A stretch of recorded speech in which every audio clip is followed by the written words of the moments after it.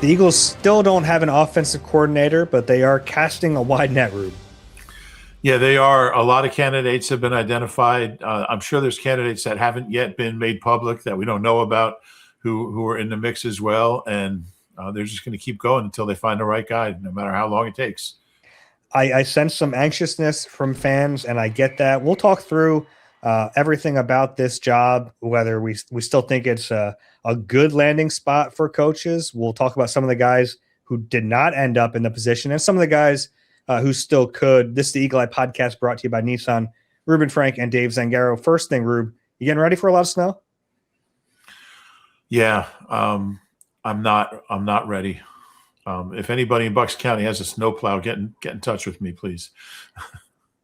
I'm not a snow guy. I've never been a snow guy. We might get a lot.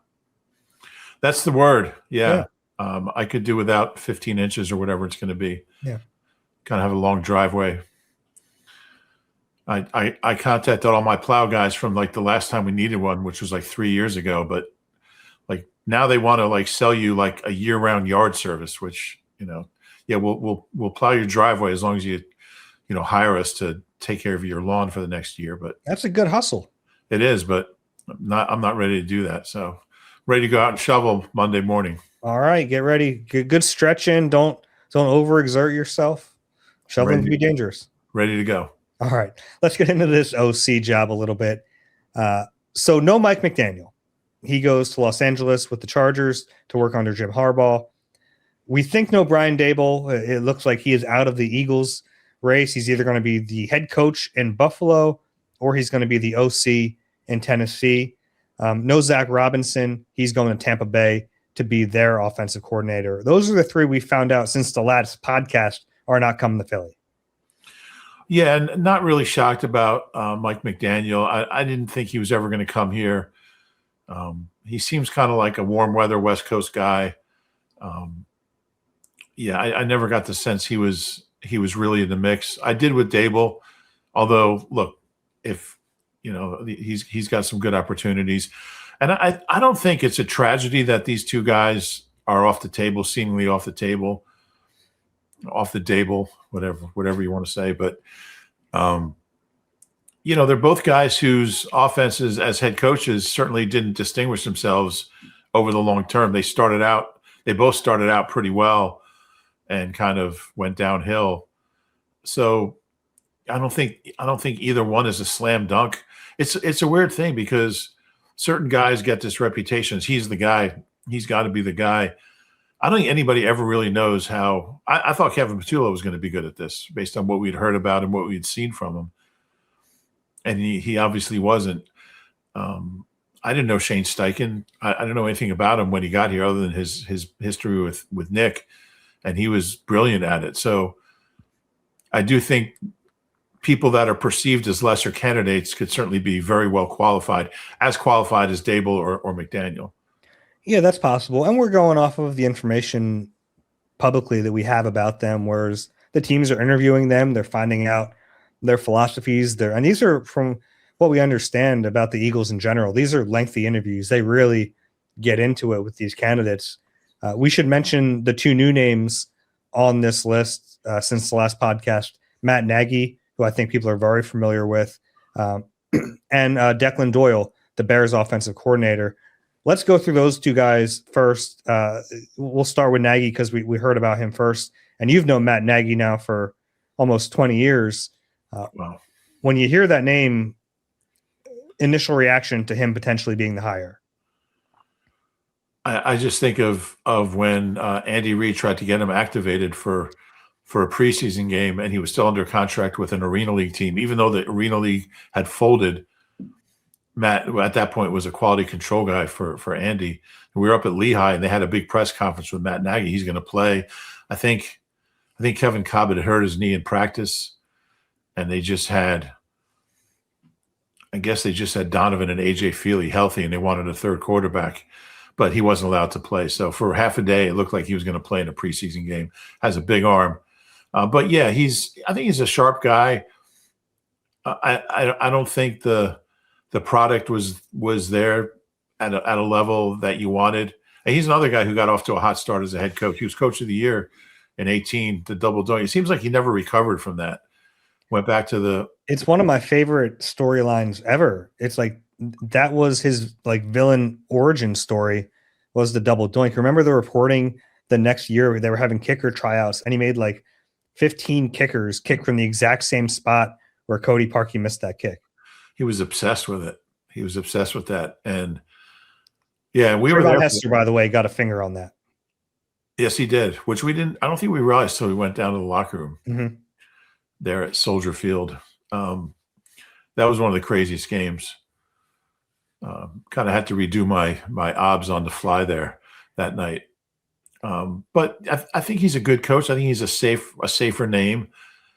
I don't think the production was there in his second go around with the Chiefs that you would have liked to seen, but they didn't have great talent other than the quarterback and the tight end. But I think he's a good candidate. He's got familiarity with this team and this franchise and this building and this city. So I don't think he'd be a terrible choice. I'm going to say this as politely as I can. I would be completely underwhelmed by a Matt Nagy hire. Of all the names on this list, he's the one where I go, is the experience worth it? Maybe. I don't know. I think experience is valuable, especially in the position the Eagles are in. They're trying to win right now. So I think ideally you have someone with that play calling background, but I just haven't seen it with him. You look at the Kansas City offense, obviously Andy's going to get most of the credit for that deservingly, right? But they've been much better with Eric Bieniemy as the OC than they were with Matt Nagy. He goes to Chicago. You're right. I mean, it was a good first season, but it certainly wasn't on the strength of their offense. Their defense that year under Vic Fangio was incredible. And then after that, they continued to be really bad on offense until he got fired. He goes back to Kansas City and they haven't been as good. So all we have to go on sometimes is what's in front of us and what we've seen. And I understand that maybe in Chicago we didn't have the best talent, but to me, that resume is scary. I know there's experience, but it's scary to me.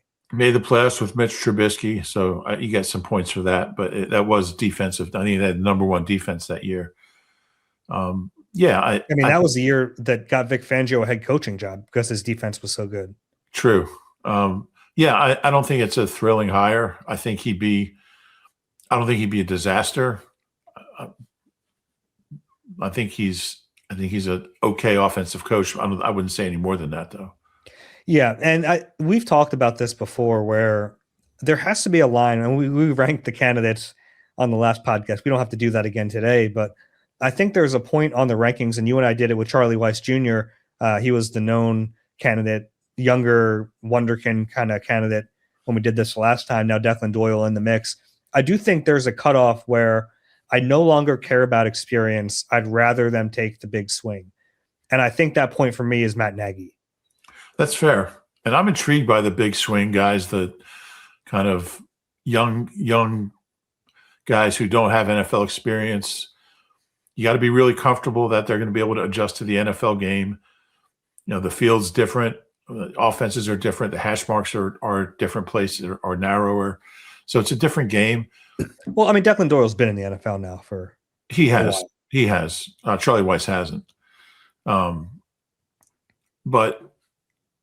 for me, this job is about Jalen. This job is about can you get more out of Jalen? Can you get what this team needs out of Jalen? Can you get him thrown at a high level and running when he needs to run and just kind of getting his game to the point where he's not holding on to the ball too long and he's using the whole field.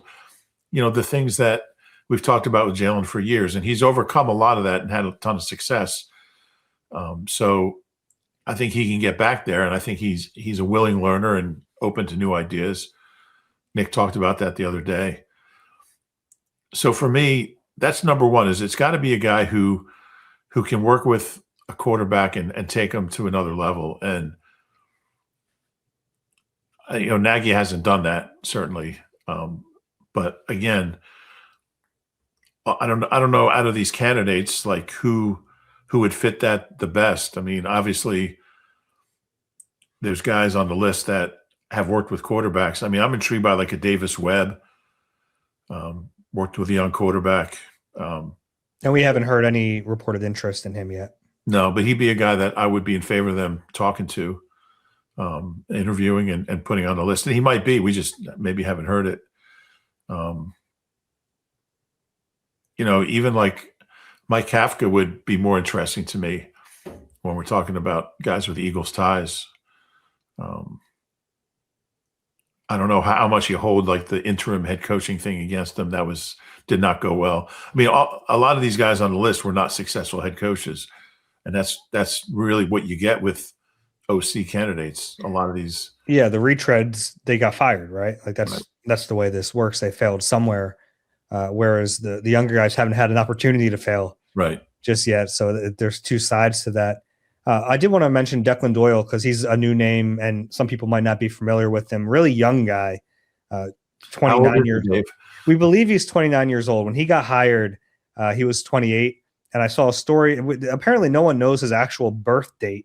But when he got hired, he was 28 years old, and everyone called him the youngest coordinator in the league. So that was about a year ago. So that was January 29th. So yeah, I'm going to assume he is now 29 years old, which is really young. Small window of him being 28. Yeah, really young and does not have the play calling experience. He didn't call plays under Sean Payton. He was only in Chicago for 1 year under Ben Johnson. And like if you just look at the numbers there, you go, wow, like that offense was incredibly better. The quarterback was so much better.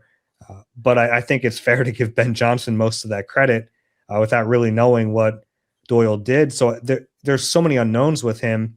Now, having coached under Sean Payton and Ben Johnson, that's a pretty good start. Yeah, I think it is. And I guess he coached under Kirk Ferentz at Iowa, I think. Mm-hmm. Probably. Yeah, he was actually still going to school. He was getting a business degree while also on the coaching staff. Yeah, he started out at a small Division III school, and I think he played baseball there. Mm-hmm. I don't think he played football, but yeah, you got to. It's kind of funny on his resume, like the Bears bio. The bottom of it says he was a captain of his college baseball team, and it's like a young person applying to any job where like they still have the high school GPA at the bottom of the resume because they don't have enough to bump it off yet. That's kind of the vibe I got from Declan Doyle. I remember those days. You would put any job you ever had on that resume to pad it, try to make it look good. Yeah, I like the fact. I mean, he's very young, but I mean, he's coached under some really, really good offensive coaches, and I like that. He seems like a guy. He seems like a guy that Jeff Lurie would love to hire. Just kind of unknown, good experience under some really big time names. I'm sure that is attractive to. I mean, Jeff Lurie likes inventing people, kind of giving them that first. I mean, it wouldn't be his first job at this level, but it would be his first play calling job. Yeah, and I've gotten questions about that. Like, why would he take a lateral move? It really isn't a lateral move. We've seen this before. A guy who goes somewhere else as an offensive coordinator but has the opportunity to call plays is different. It is an upgrade. Yeah, no doubt. So, I mean, if you're an offensive coach, you want that on your resume. You want play calling on your resume. So, if you're applying for a head coaching job, certainly you have a lot more cachet if you call plays in the NFL. Yeah, he's a big swing guy, certainly, and I'm intrigued by him. I'm intrigued by his background and how much he's done at a young age, who he's been around. It would be a risky move, though. Certainly, and we should point out that a lot of times the Eagles will, when they do these searches, they cast a wide net, and it's not always just about hiring one person. It's about bringing in people that you like what they do or you're fascinated by it, getting them in a room for 5 hours and trying to figure out what they're doing and why they're doing it. The Eagles are information seekers like that in these interviews, like infamous information seekers. Yeah, and if they have a head coaching opening in the next couple of years, which I don't think is that far fetched, you have some candidates that you've already met with, and like say Charlie Weiss gets a head coaching job next year, and then you're looking for a head coach I should say an NFL coordinator job. I mean, you're looking for a head coach, and he's in the mix. You've already met with him, or Declan Doyle, you've already met with him. I'm just throwing Charlie Weiss out there because he's a younger guy. But yeah, they do. They want to meet with as many people. Hey, what do you think of our offense? Be honest with us. What would you do with Jalen? Just get more ideas in the building. They're big on that. If they were to go the younger route, do you think it would be wise to have a fail-safe option built in? A guy, because last year they didn't have that, right? And I think a big reason that they didn't make a switch from Kevin Petula was that they didn't have anyone else they felt comfortable handing over the play sheet to. Now, we've seen that not work out with Matt Patricia in 23 with the defense, but do you think that would be wise to maybe bring in a wise old owl like Marty Morningweg or someone like that to just be on the staff, and if things hit the fan, you're able to turn it over to him? Like a Frank Reich type guy. Sure. Who you probably wouldn't bring in as your OC right now, but could be that guy. Yeah, I think it's got to, and I would take Marty if Marty's, still wants to coach. I mean, he's wise old owl. Jalen loves him. I think that was one of my favorite Jalen things ever when he called Marty a wise old owl. That was great. Yeah. And he was. Love Marty. But yeah, I think you have to be careful that the relationship is a productive one and a good one and a healthy one, and the one guy isn't looking for the other guy's job. You just got to be careful with that kind of stuff. But I in theory, yeah, I think it's a great idea to have. The more good ideas, the more good, smart offensive minds in the building, the better you are. We talked about the young play caller. Yeah, I think that makes sense. Now, it doesn't mean it's going to work, but I think there would be a reason to have a situation set up like that. No doubt. At the top of the pod, I brought up the anxiousness from fans. I'm sure you felt it a little bit. We've gotten it on social media. I've in the streets. I get it an email, and I understand it because this is dragging out a little bit. The 4 other offensive coordinator openings that were just offensive coordinator openings are now filled. So the Eagles are the last of the teams that just need an OC to fill that spot. So I understand that there's just like, oh man, where's the urgency? My take on it is after they knew they were out on McDaniel and Dable, I think they said, let's take a step back, cast a wider net.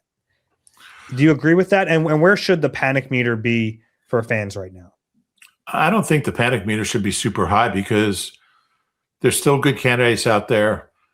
There's not as many jobs, so they're not going to go elsewhere unless it's a guy getting a head coaching job and bringing somebody in, because there's still some head coaching jobs out there and they'll need OCs.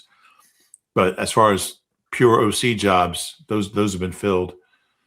And I don't think there's any guarantee that Mike McDaniel or Brian Dable would be head and shoulders better than some of the remaining candidates either. And it kind of developed that way. And like we had them both at the top of our list. So maybe I'm being a little hypocritical. I think they're both good candidates and good offensive minds, but there's other guys out there who are still available who, if they can land one of them, I think they'll be in good shape. So I wouldn't panic yet. I would panic if they hire the wrong guy. Like if, there's some names on there. I don't know, like is Nagy like at the bottom of your list? He's certainly not at the top of it. I mean, maybe Josh Grisard wouldn't. Yeah, Josh Grisard wouldn't be. I think Jim Bob Cooter wouldn't be a good hire, honestly. Yeah. I think the fear with some of those guys, honestly, is that they don't have enough cachet to come in here and run what they want to run. I mean, heck, Kellen Moore came here and didn't run his offense, really. I mean, I know they said he did, but like watch what was on tape in 24 versus his previous stops and since with the Saints. It wasn't just his offense. He brought concepts to it, but I think that's the fear, is that if you get a guy who doesn't have that resume or reputation, that he's going to be kind of trapped by some of the same downfalls we've seen from this offense when they have struggled over the last few years. Yeah, that's fair. We are getting word, and we keep hearing that Nick is promising these candidates he's going to stay away. I don't know if he has that in him. I don't know if I he's don't think he has capable. that in him completely, but I think it really is dependent on that individual coordinator. Yeah, yeah. Well, I want somebody who is going to come in and say, Nick, this is my offense, and you're staying away. Yeah, I think that would be ideal. Of the guys on the list, I know who my top one will be right now. How about you?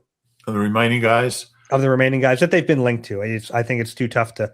And we should mention that like two of the big fish are still out there, and we haven't really heard uh, anything linking them to the Eagles. But Joe Brady and Cliff Kingsbury, I think are in the they would be toward the top of the list with the Mike McDaniels. top two names on my pad here are Yeah, Cliff Kingsbury and Joe Brady. yeah, and I think those are fair. And Joe Brady is interviewing for the Buffalo Bills head coaching job. If he doesn't get that, that's the call. They've interviewed him before. There's a familiarity there, but he also, I think you can trust him to run his offense. I'm a little confused by the lack of Cliff Kingsbury being tied to the Eagles for this job. They've always seemed fascinated by the air raid. I thought he had two pretty good years in Washington, and that was after they interviewed him the last time for the OC job. So that one's confusing to me too. Yeah, I'd be really good with him. I don't know why he's not at the top of their list or near the top of their list. I really like what he did down there, and yeah, I don't know. There's some disconnect there. Not sure what it is. Maybe his name will come up.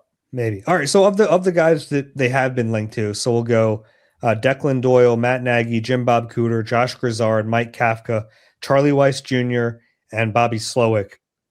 Of those names, if you just had to pick one, who would it be? I'd probably go Bobby Slowick out of that group. I would too. Really? Yeah. I mean, he was my third when we did it on the last pod. I had him behind McDaniel and Dable, and I honestly thought about putting him above Dable. I had Mike McDaniel at one, and then a significant drop off to those next candidates that we know of. I just look at Slowick, and the 1 year in Miami is like whatever to me. I don't even know what he truly did down there, but I look at the 2 years in Houston. So he comes from the Kyle Shanahan tree. He goes to Houston. He installs his offense there. I mean, he was the guy under DeMeco Ryans. It's his offense. The first year is really good. They get great play out of CJ Stroud. The second year, not so good. And you think, okay, his star has fallen. But then he leaves. They fire him. And CJ Stroud gets worse. So like there are context clues with all this, but that context clue tells me it wasn't him. Yeah, I think that's a safe assumption, and I like the product he put out there when he was there, and yeah, I like the Shanahan connection. I think that's something that Jeff Lurie is going to be. I think that's something he likes. I think he wants to be associated with that tree. I think he's a good candidate. Yeah, to me, he'd be the top. And then, if we're talking big swings, I think Charlie Weiss will be the guy I'd opt for over Declan Doyle, but I understand both sides of that. The other ones, honestly, Mike Kafka, Josh Grizzard, Jim Bob Cooter, Matt Nagy. No.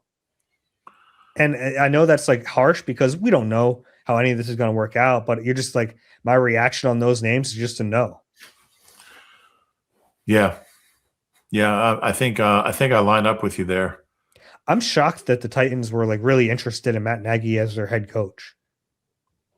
I mean, out of that whole group, Nagy would be one guy I don't think would be a disaster. I think he's a safe candidate. I think he's a good offensive mind. I don't know if he's a great offensive mind. The other guy, I mean, out of that last group that you just said, he'd be probably my top choice.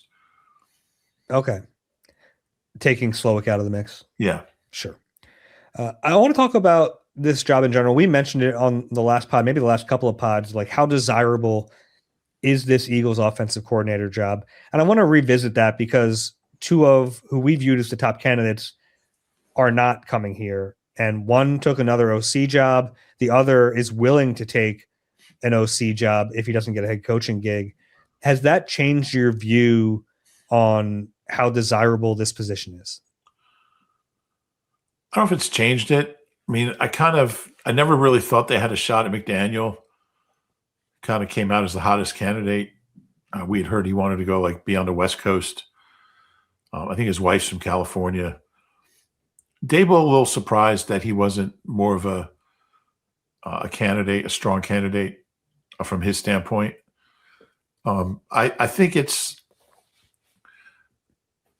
a job where I think it's a tricky job just because of Nick and his role, and I'm sure candidates are, even if they're getting assurances that Nick's going to stay away and let you bring in your own scheme and system and run it. I'm sure there's concerns. He's an offensive coach who's a head coach, and he has, I don't want to say meddled because his job is to be. I mean, he's the head coach, but I would be concerned with that. I think that's probably the biggest concern with the job. And if you don't think Jalen is, if you're a coach and you don't think that you line up, that your skills as a coach line up with Jalen's abilities, I would think you would probably stay away from the job. But I mean, when you look at two of the last three guys that held the job became head coaches, you've been to 2 Super Bowls in 3 years or in 4 years now. I think it's an attractive job because you're in a big market. The owner has a lot of money. You're going to get a good salary. It's a high-profile job, and you have a chance to win. So I think there's a lot to like about the job. And if you think Jalen is a championship caliber quarterback, and we've seen that, and you think you can bring out the most of him and help him get back to where he was maybe at his best, then I think it would be a really attractive job. People say, well, candidates aren't going to want to come here because Jalen's limited. If I'm a coach, I want to be the guy that I'm not going to come in thinking he's limited. I'm going to come in thinking I can make him better. And yeah, there's some hubris to coaches, right? I think that's part of Mike McDaniel going to the Chargers is, Justin Herbert is as talented as any quarterback in the league. Of course, an offensive coach is going to look at him and be like, "Oh, I'm going to be the guy to get the most out of him." Yeah. Yeah, and I think fans sometimes look at it the other way. Like, why would you go there? Because, I mean, Justin Herbert's there, and, he's underachieved. Well, you believe in yourself, and you think you can be the guy to get him back to where he should be.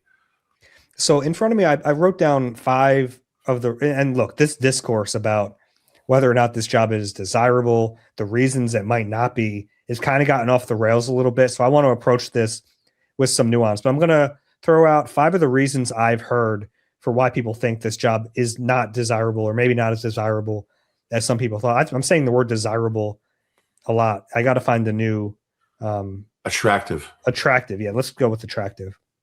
And the number one that I think I've heard the most is Nick Sirianni.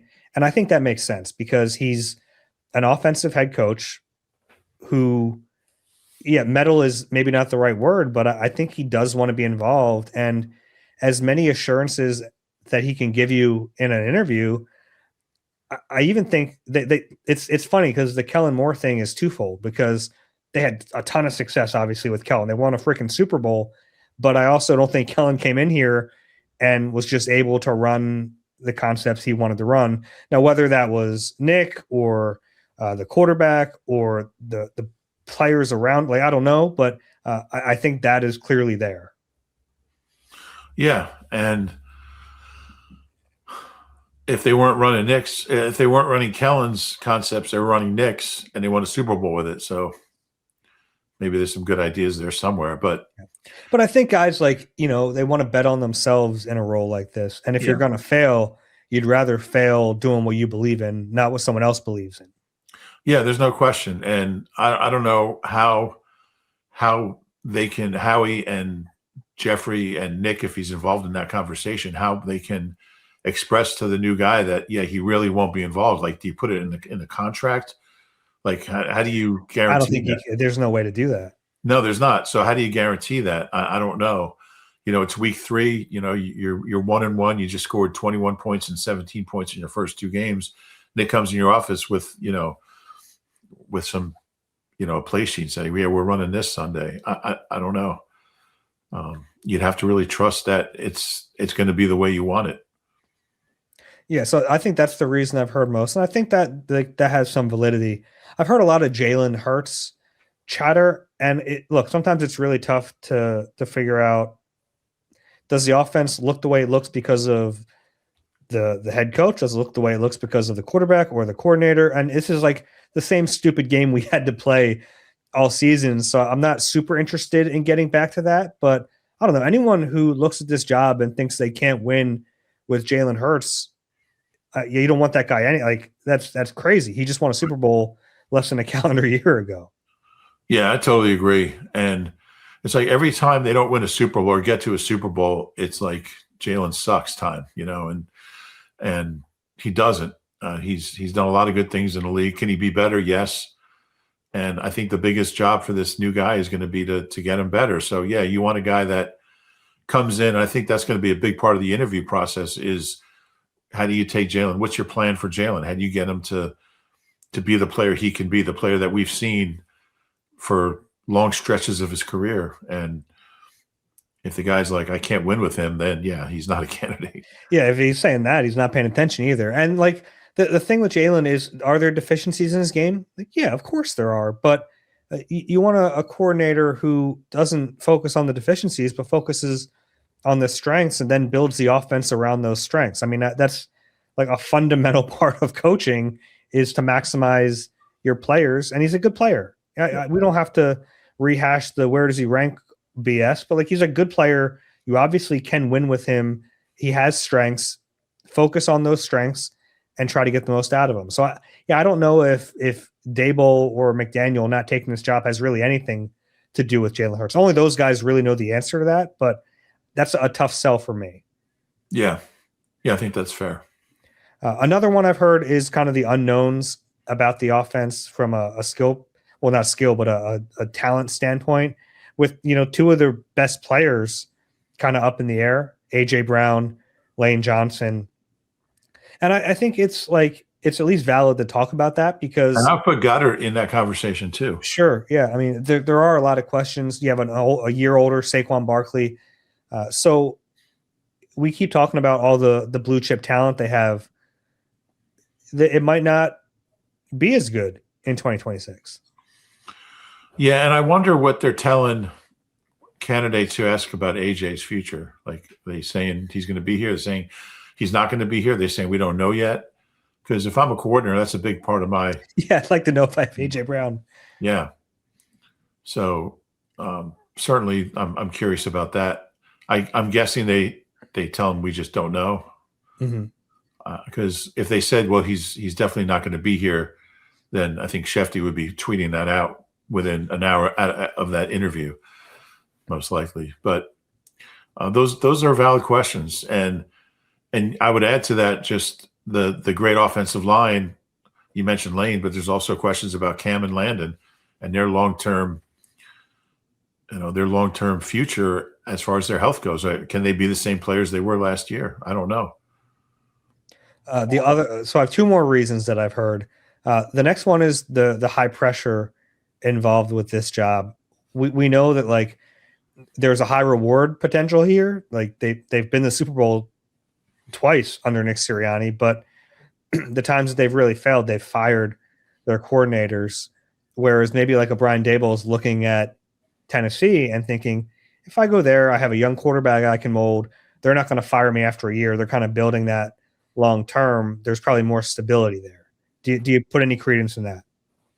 It's possible. Yeah. And kind of a corollary to that is I was on with the morning guys on WIP this morning, and Joe DeCamera suggested that if you're a candidate, do you want to come somewhere where like they just egged the previous guy's house? And that's not like it was only a few guys. It's not like the city, but like it just kind of represents something about the city. That could be the perception. I'm not saying it's a reality, but could a candidate say, I don't want to come to a place where if I do a bad job, I got to worry about my family's security and that kind of thing. Yeah, it could be a factor. I doubt it. I think like pressure is legitimate because there's real pressure here. I think like that's part of it. Maybe, I don't know, but if not that should happen, but if you can't deal with, and I know that goes beyond criticism, but if you can't deal with the criticism of this job, then you're not built for it.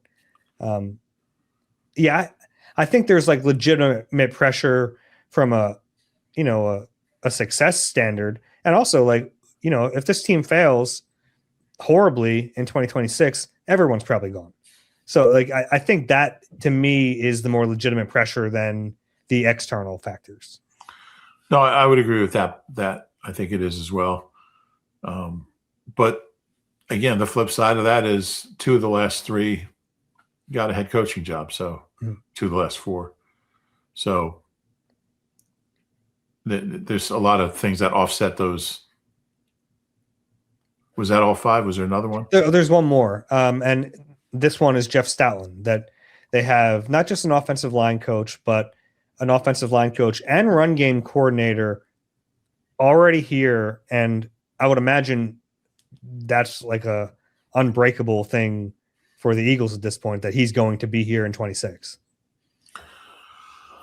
Yeah, I would think that's more of a positive for a coach coming in, to have a guy like Stout, who's like a Hall of Fame caliber assistant coach. I don't think having Stout here precludes bringing in, your own like running game coordinator type guy. I mean, they also have a running backs coach. I think Stout is more scheme wise with the running game than hands-on working with the running backs. Which I could understand. Like, if you don't think that his running schemes marry with what you want to do, I could see that being a little bit of an issue. But yeah, he's really good at it. Yeah, and you can also like keep him as O-line coach, and if you want somebody else to do the running game schemes, I think you could work around it. His reputation is so good. I think any coordinator candidate would want a Jeff Stoutland in the building with him. I could be wrong, but I think that's a plus. Yeah, I agree mostly on that. All right, that was all I had on it. This took a while. I wanted to get to a lot of things in that conversation because I thought we could do it in a more nuanced manner than I've heard it being done in other places. Yeah, and I'm sure by our next podcast we'll have a few more candidates.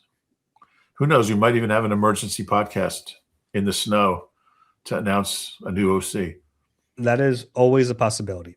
Let's take a break. When we come back, I want to talk to you about the conference championship games, and then we'll answer a bunch of questions. You deserve a car that thrills you, a car that puts goosebumps on your goosebumps. At Nissan, we've got everything from turbocharged SUVs to 100% electric vehicles that'll make your heart beat faster. Experience the thrill for yourself and shop your local Nissan store and NissanUSA.com today. Escape the cold and catch the Phillies in Clearwater with NBC Sports Philadelphia and Philly Sports Trips. We're teaming up to bring fans the most unforgettable Phillies spring training experience yet. The trip includes Phillies game tickets, beachfront accommodations, round-trip travel, all-inclusive tailgates, and more, plus appearances from Larry Boa, Charlie Manuel, and NBC Sports Philadelphia's own Ben Davis. Book your trip today at phillysportstrips.com. All right, we're back on the Eagle Eye Podcast, brought to you by Nissan. Let's talk about the conference championship games. Do you want to start in the AFC or the NFC? Well, I think the first game is the AFC game, so let's start there. Okay. Number 2, Patriots at number 1, Broncos. So this kind of went the way the seedings were in the AFC. Obviously, the Broncos don't have their quarterback in this game. No Bo Nix. What do you make of this matchup? Yeah, I wish they did. I think it'd be a really fun game if both teams were at full strength. It's hard to pick the Broncos with such an inexperienced quarterback. He's been around for a few years. I think he's been around since 19. He just hasn't played much.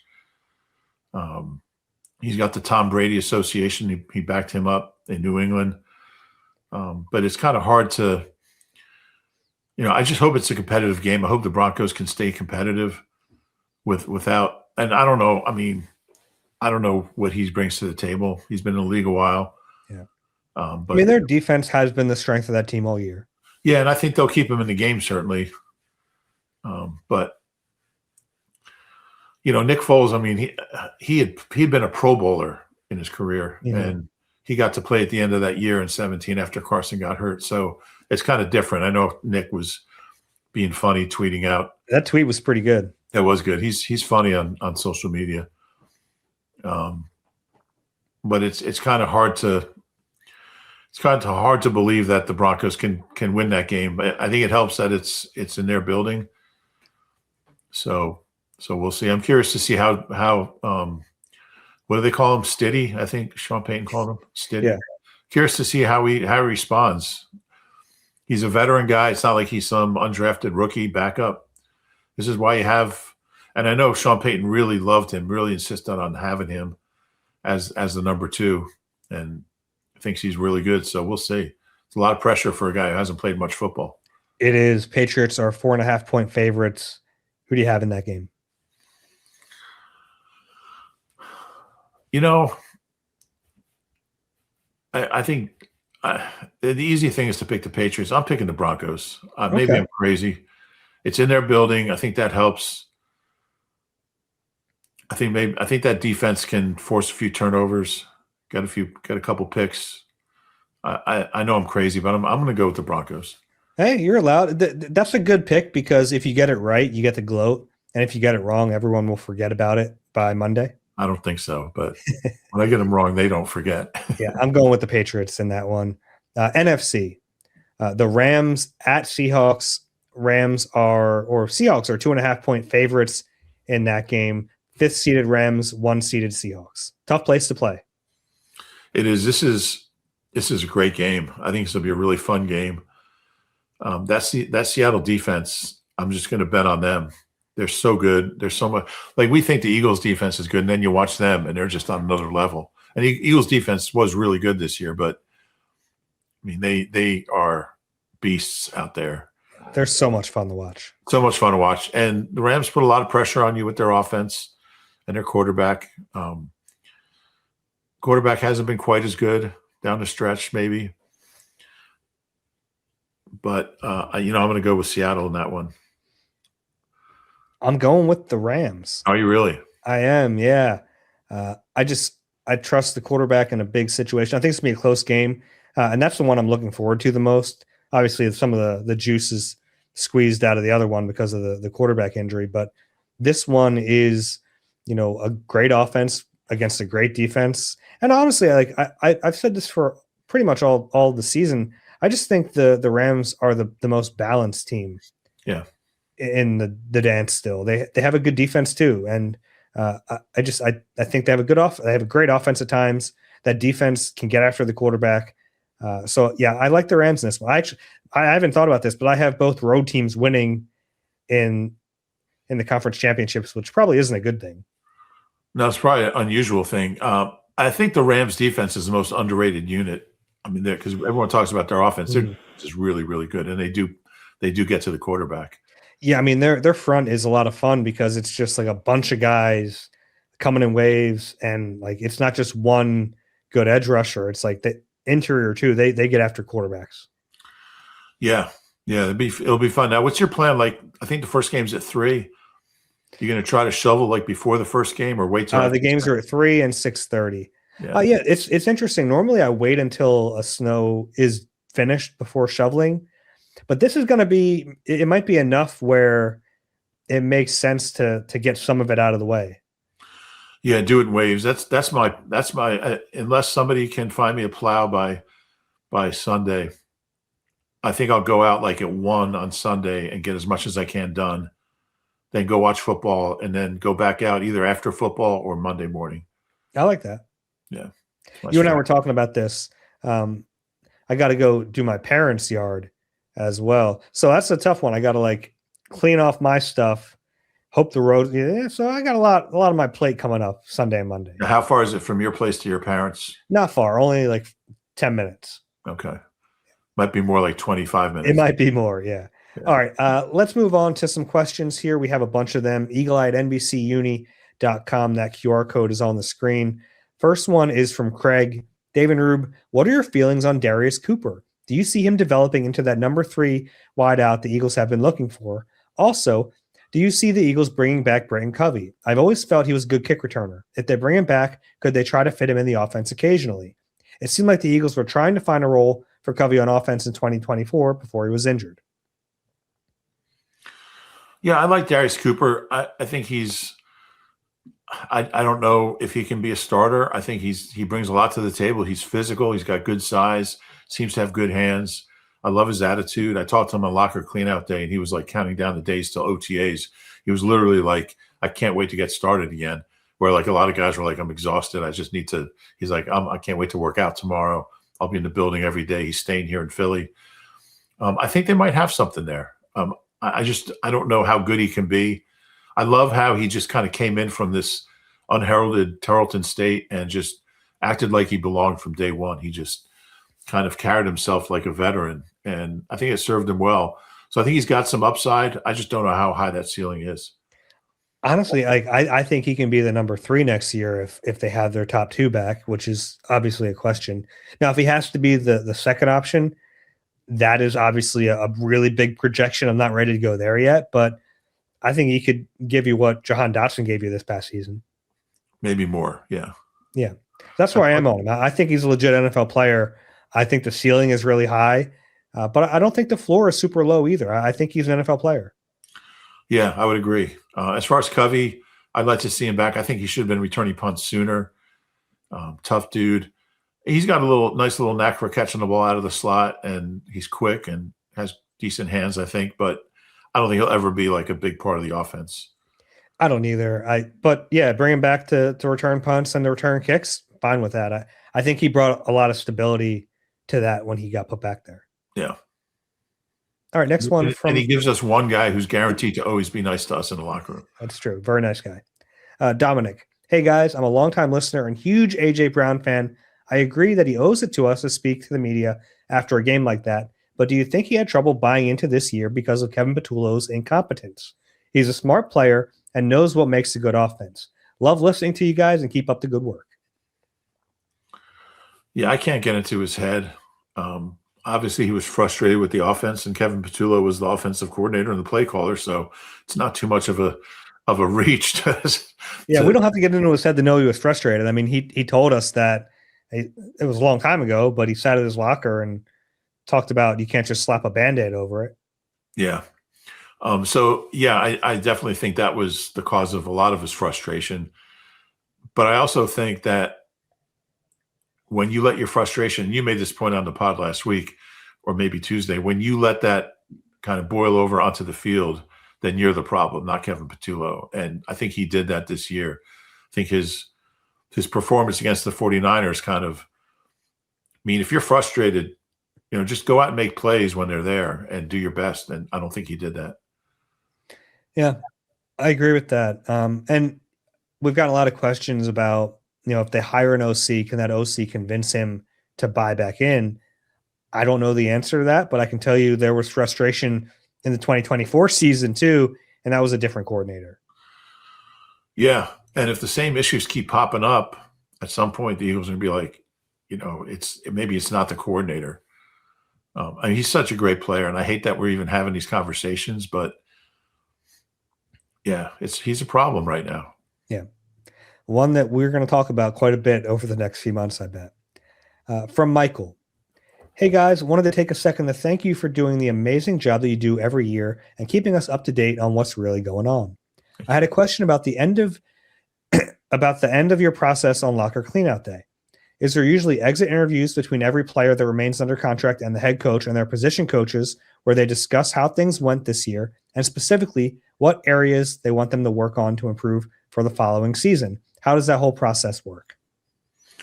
They have exit interviews with everybody, not just the guys under contract. So Nick will meet with everybody who's on the team, practice squad, IR, everybody.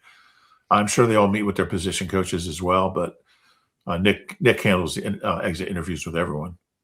Yeah, it's an important part of the process. And it's also why I think it was a little weird a couple years ago when they were thinking about firing Nick because he still had to do it. And I think everyone kind of knew his future was up in the air. But yeah, it's an important part of the process. It's good to recap a little bit. It is also sudden, though. So I think it's tough to – I don't think they're super in-depth conversations. No, it'll basically be Nick saying, try to work on this, coming into camp next year, and you'll have a chance to compete, or, we'd like to sign you. We just don't know if we can. But, yeah, I think just kind of a little guidance for what to do during the offseason. Mm-hmm. Next one is from John. Hi, guys. I listen to all your shows from 8,000 miles away here in Chiang Mai, Thailand. I'm a big Eagles fan and have been bleeding green for 50 years. I think the postmortem of the 2025 season should place more weight on the confounding administrative failure to address the obvious incompetence of the OC. The Eagles are thought of as an elite, highly competent, multi-million-dollar corporation. They certainly didn't behave as one. I find it hard to understand why Lurie, Roseman, and Sirianni would allow a bad hire to derail the highest-paid offense in the league and kill their hopes for another Super Bowl appearance. Why did Lurie take a chance and give the keys to a novice? And when it was obvious from the jump that Petul was way over his head and clearly incompetent, why didn't they take the keys back? The offensive performance this past year was painful to watch. Why no corrective action? Why did they sit on their hands? All very good questions. That was my first question to Nick at his year-end press conference. Why didn't you make a change earlier? We could all see that it wasn't working. And, he didn't really answer. But, clearly the answer is they didn't feel like there's anyone in the building that could do any better, which doesn't reflect well on like Parks Frazier and Scott Loeffler, who would be the kind of obvious guys next in line. If they thought somebody else could do it better, they would have, I think they would have turned to that guy. He thought Matt Patricia could do it better. Obviously that was a big mistake, but he's made changes in midstream before. He benched himself in 21 as play caller. I think he would have done a better job than Kevin, honestly. He wasn't very good at it in 21, but at least he was functional at it. Kevin wasn't. So, but yeah, it's a really fair question. The thing just like going to that San Francisco game, I just had no faith that they were going to be able to run an efficient, productive offense and score 27, 30 points. And that's how it played out. So I think they did kind of, I don't know what the options were, but I think anything, and this is what I wrote like pretty early. You're right there.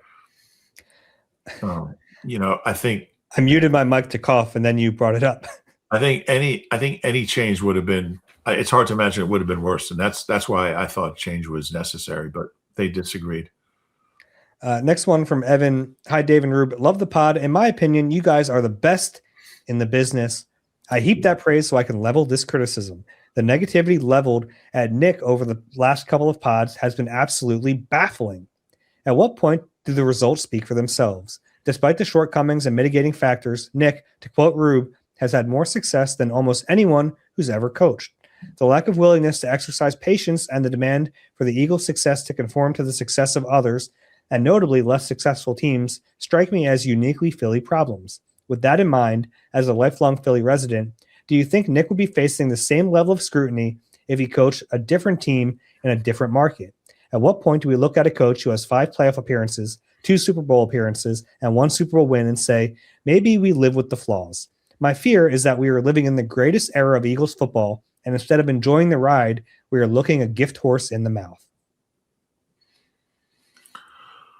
Fair questions. The intriguing one for me is, would a coach with his track record kind of face the same sort of, I guess, criticism as if he was in a smaller market? I think that's a fair question. Probably not. But this is Philly.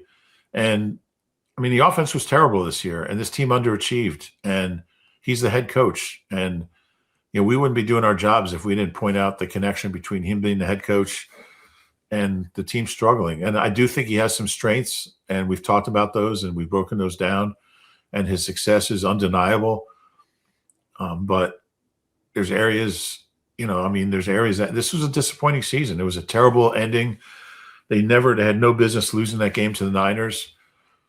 And he's responsible. He's responsible for everything that's out there, including the OC. And yeah, so I think we've been fair to Nick. I think we've never hesitated to point out the success he's had and the strengths that he has, but this was a bad year.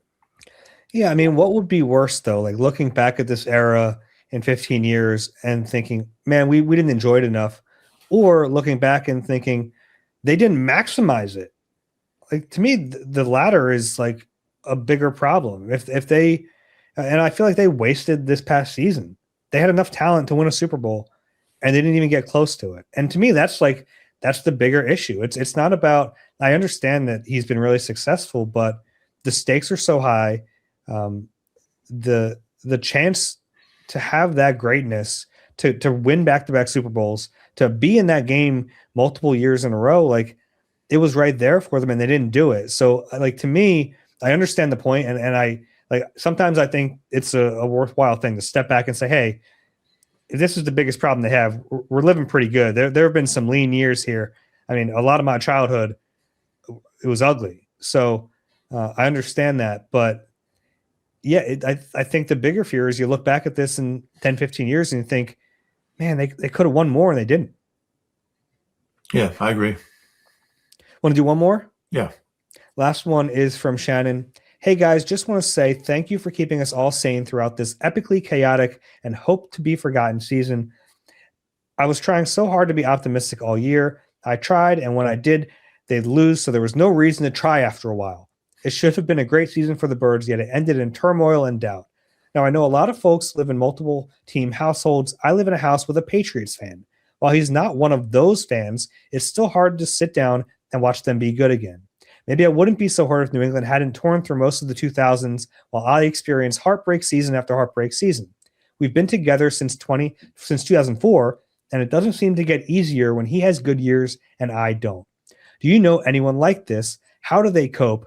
Might sound silly, but I swear I can't be the only one who faces this most of my adult life. Well, I mean, you have a couple choices. You can get a divorce, like go marry an Eagles fan. You can become a Patriots fan, or he can become an Eagles fan. Other than that, you're going to have to live with it. I don't really know what other options there are. I don't know if people should be coming to us for advice if that's the first one you throw out. That's probably a fair point. Yeah, look, you've had some good success here.